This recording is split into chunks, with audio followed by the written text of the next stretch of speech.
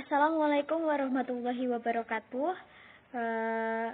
Innal hamdalillah nahmaduhu wa nasta'inuhu wa nastaghfiruh wa na'udzu billahi min syururi anfusina wa min sayyiati a'malina. May yahdihillahu fala mudilla lahu wa may yudlil fala hadiyalah. Asyhadu an la ilaha illallah wa asyhadu anna Muhammadan abduhu wa rasuluhu amma ba'du. Alhamdulillah, pada kesempatan kali ini kita masih diberi kesempatan untuk saling bertatap muka walaupun via online. Di sini kami akan mempresentasikan tentang implementasi teori learning by doing oleh John Dewey dalam pembelajaran PAI.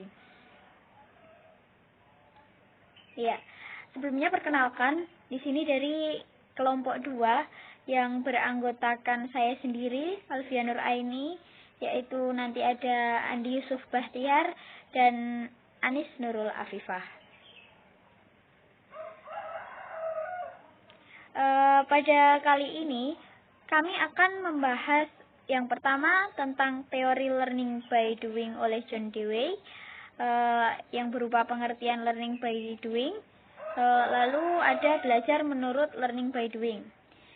Yang kedua, pembelajaran PAI, yaitu kita akan mempelajari apa sih pengertian pembelajaran PAI dan juga karakteristik dari materi PAI itu sendiri. Yang terakhir adalah tentang pembahasan, yaitu penerapan learning by doing dalam pembelajaran pendidikan agama Islam.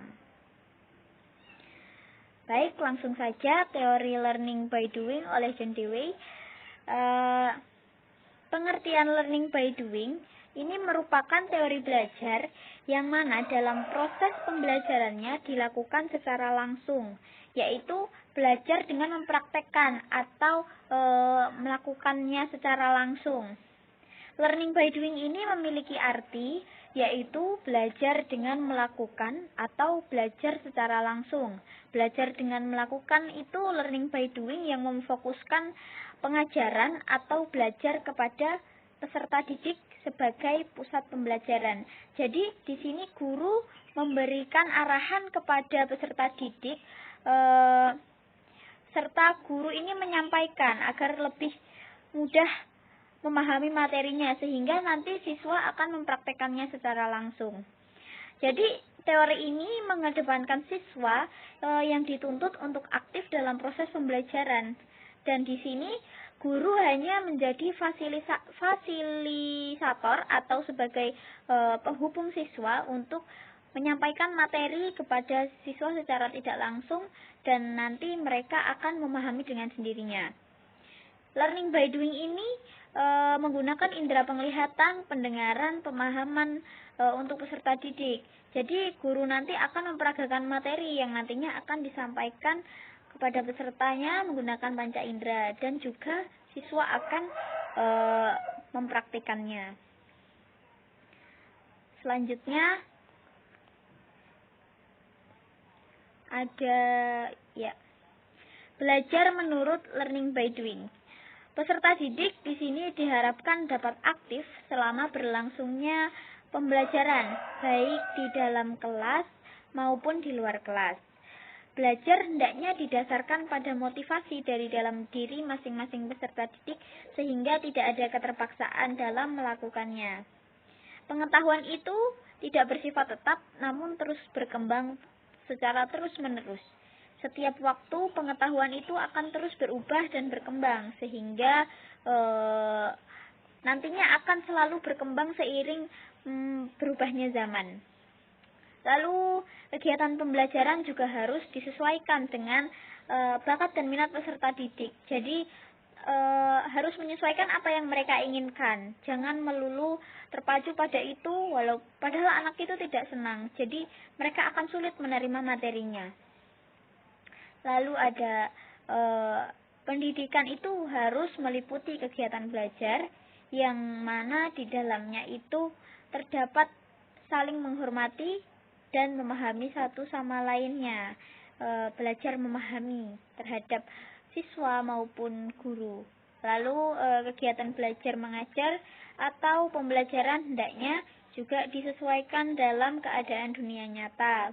Kalaupun ini kita belajar secara online ataupun daring, kita juga harus menyesuaikan dengan keadaannya. Jadi kita menggunakan media seperti ini, yaitu belajar secara online, namun tidak mengurangi rasa semangat kita untuk tetap belajar.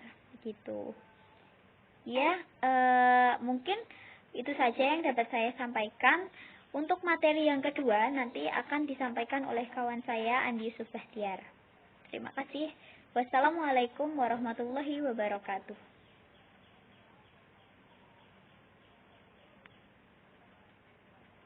Meneruskan dari teman saya. Yang kedua adalah pembelajaran PAI. Pengertian pembelajaran PAI. Pembelajaran merupakan suatu proses interaksi yang dilakukan oleh guru dan peserta didik dalam kelas. Proses pembelajaran tersebut terdapat dua kegiatan, yaitu belajar yang dilakukan peserta didik dan mengajar yang dilakukan oleh pengajar. Pembelajaran PAI merupakan pendidikan yang mengajarkan berlandasan ajaran agama Islam kepada peserta didik dengan upaya sadar untuk menyiapkan peserta didik mengenal, memahami, mengimani, menghayati ajaran Islam.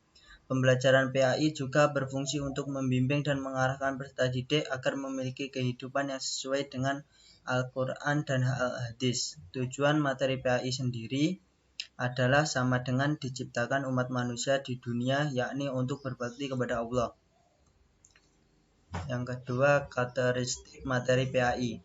Terdapat tiga istilah pendidikan dalam bahasa Arab, yaitu tarbiyah, taklim, dan takdib. Istilah tarbiyah berasal dari kata raba yarbu yang memiliki arti bertambah. Rabia yarba berarti tumbuh sampai berkembang. Kemudian raba yarubu mengandung arti memperbaiki, memimpin, menjaga, menguasai, dan memelihara. Mata pembelajaran pendidikan Islam meliputi Al-Quran Hadis, kedua keimanan dan akidah Islam, ketiga akhlak hukum Islam atau syariah Islam, keempat tahlil Islam atau sejarah Islam. Mungkin itu saja yang saya sampaikan. Yang selanjutnya akan disampaikan oleh teman saya. Assalamualaikum warahmatullahi wabarakatuh. Perkenalkan, nama saya Anistul Afifah.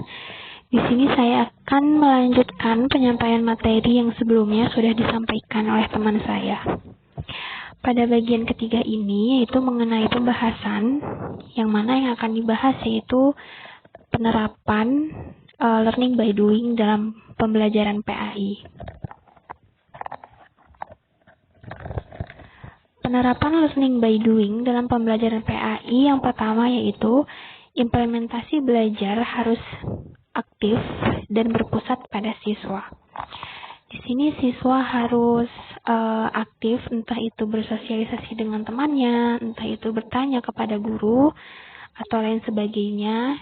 Dan di sini bertujuan agar siswa juga dapat menguasai materi secara maksimal dan juga nantinya bisa diterapkan untuk dirinya sendiri dan juga lingkungannya.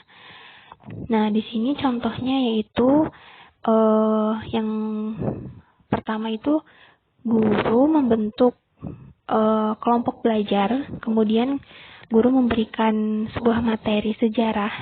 Di situ contohnya, contoh sejarahnya yaitu masyarakat Madinah sebelum Islam datang. Setelah itu siswa juga mampu menanyakan kepada guru tentang materi yang sudah disampaikan, atau bisa saling bertukar pikiran dengan kelompoknya yang lain. Kemudian yang kedua yaitu guru bertindak sebagai fasilitator. Di sini guru hanya memberikan media pembelajaran kepada siswa, dan kemudian siswa itu sendiri yang mengembangkan materi yang disampaikan melalui media oleh guru tersebut. Contohnya di situ mengenai tata cara wudhu. Sebelum siswa mempraktikannya, guru memberikan materi berupa video. Kemudian guru memberikan contoh. Kemudian siswanya itu mempraktikannya. dan diharapkan mampu dipraktikkannya di dalam kelas ataupun nanti ketika pulang di rumahnya, seperti itu.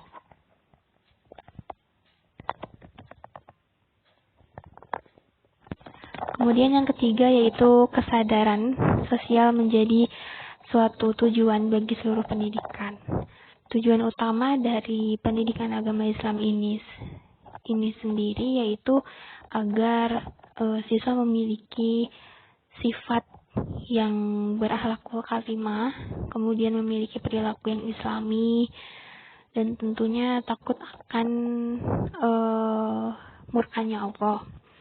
Dan di situ contohnya yaitu ketika mengetahui bahwa belajar adalah suatu kewajiban, maka siswa akan senantiasa belajar dan menghindari rasa malas, dan juga tentunya memiliki budi pekerti yang baik. Kemudian ketika mereka sudah mempelajari pendidikan agama Islam, tentunya mereka dapat memberikan nasihat kepada teman-temannya jika teman-temannya melakukan hal-hal yang buruk, seperti itu.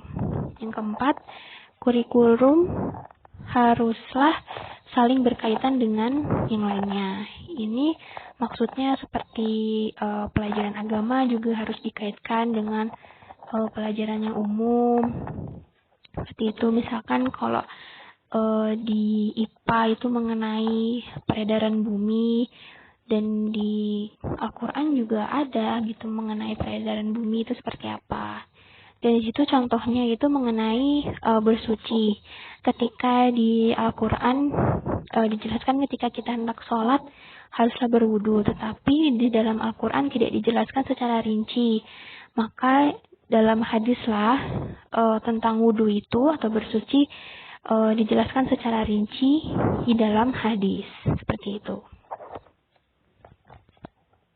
Dan mungkin itu yang dapat kami sampaikan. Kurang dan lebihnya mohon maaf. Assalamualaikum warahmatullahi wabarakatuh.